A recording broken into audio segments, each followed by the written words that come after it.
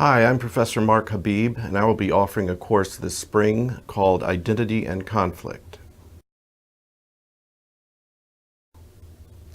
This course is part of the Global Politics and Security concentration within MSFS, but it really addresses issues that are relevant to a lot of different concentration areas. The objective here is to look at the concept of social or group identity in the international arena, and that can be in the form of nationalism, religion, ideology, ethnicity, sectarianism, all of the forms in which people might identify as a group. The specific focus is on how and why group identities are often at the crux of conflict in the international system. And we're defining conflict very broadly, so we don't just mean open warfare or violent conflict, but also, for example, the issue of, say, Turkey's admission to the EU. There's a very important identity element to that debate over Turkey's admission to being accepted as part of Europe. So we're going to cast a wide net in terms of how we look at the issue of conflict and how it relates to these various identities that people hold. The objective of the course is for students to come away with a better understanding of the role that identity plays in international affairs today, and how to assess and to take into account identity factors when being a participant in the international community. Well, this is an important issue because identity, group identities, our individual identities, affect so much of our behavior.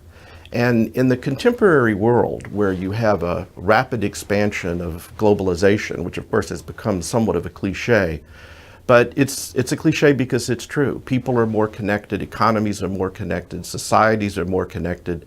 The sociologist Zygmunt Bauman described the current world as one of fluid modernity, where things are changing rapidly and things in different parts of the world, far parts of the world, affect the lives of individuals.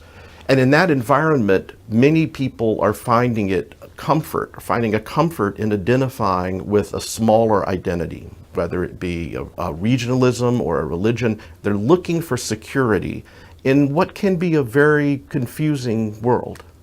This course should be of interest not only to students who are interested in the violent conflicts that take place in the world, the global security side of things, but also to students who are interested in international development, to students who are interested in international economics. Identity infuses all aspects of global interaction. Well, my professional experience focuses on conflict resolution, conflict management, and international negotiation.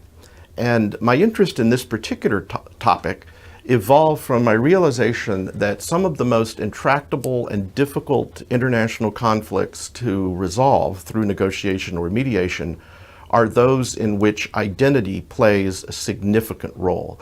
People don't make compromises and concessions over issues of identity. So it poses a particular challenge when someone is trying to negotiate or mediate this kind of conflict.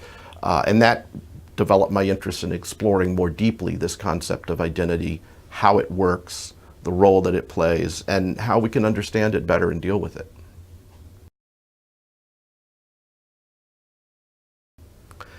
This course, I like to call this course a joint exploration. I'm not here to dump information into your heads. We're exploring jointly this very complicated and complex issue. There are 4 parts. The course has 4 main structural parts.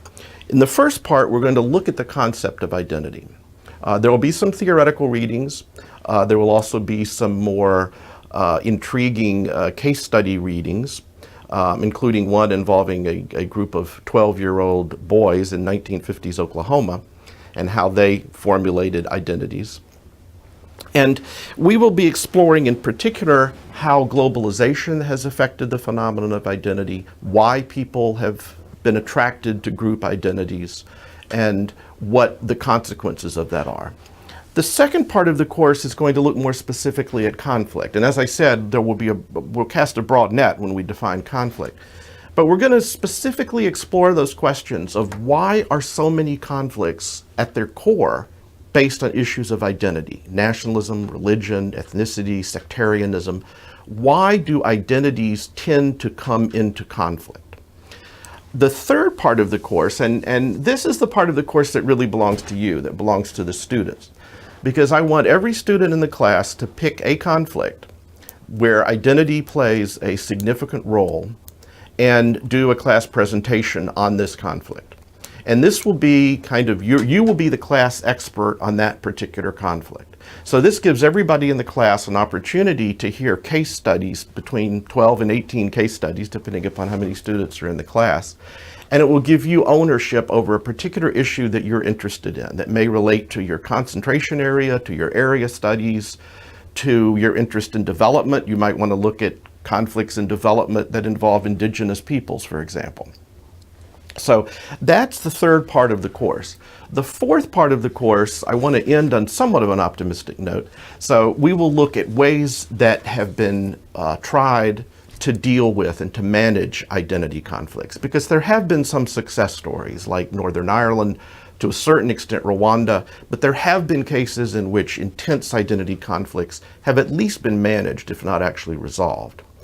This is a seminar, so it's a discussion class, and 50% of the grade will be on class participation and the group presentations, the oral presentation on your particular case that you're looking at. In addition, the other 50% of the grade will be on your final product. Your final product will be based on your class presentation, but it will be a written version of that.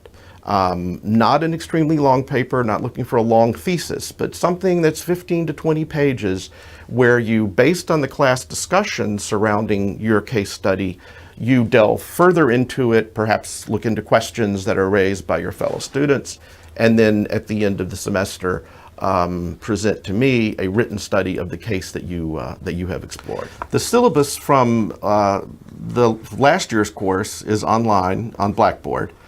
This year's syllabus may change slightly because I'm always on the lookout for new literature and new readings and new web pages, but it'll essentially be the same as the syllabus that's on Blackboard, and you can also contact me through Blackboard if you have any specific questions about the course.